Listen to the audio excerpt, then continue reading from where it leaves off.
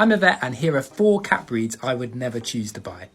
I say buy because if it was a rescue situation and they needed to be adopted, then that's different and I would consider them. Remember that as with the previous videos, this is just based on my personal experience as a vet. When we're talking about health problems, there is science to back up what I'm saying, but ultimately this is my opinion.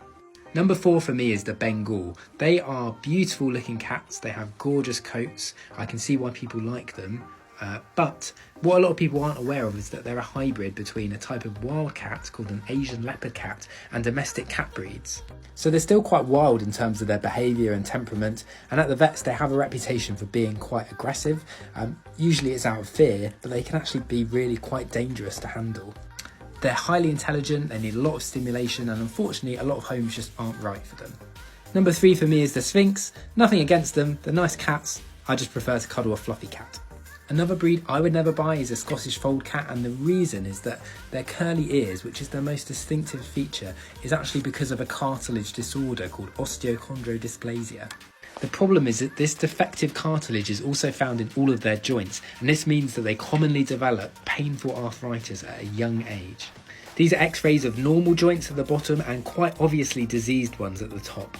For me, that is just cruel and unfair, and I could never support their breeding.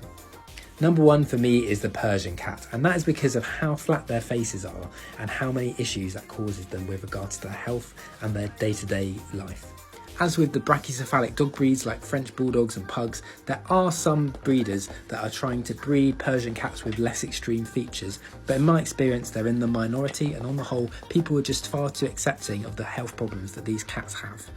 I have seen Persian cats whose noses look inverted into their face in that their eyes bulge beyond their nose. People don't realise they can struggle to breathe just as badly as some of the flat-faced dog breeds.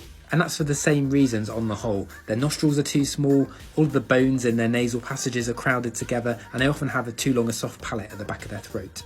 Their tear ducts usually don't work properly, so all of their eye bogies collect around their eyes. Because of the shape of their heads and the fact they have these bulging eyes, they're very prone to eye issues such as corneal ulcers and this, which is called a corneal sequestrum. They're also predisposed to heart disease and a problem called polycystic kidney disease, which studies have shown affects 40% of them. Oh, and they're prone to dental disease as well. So they're a bit of a health disaster overall, and for that reason I could never buy one.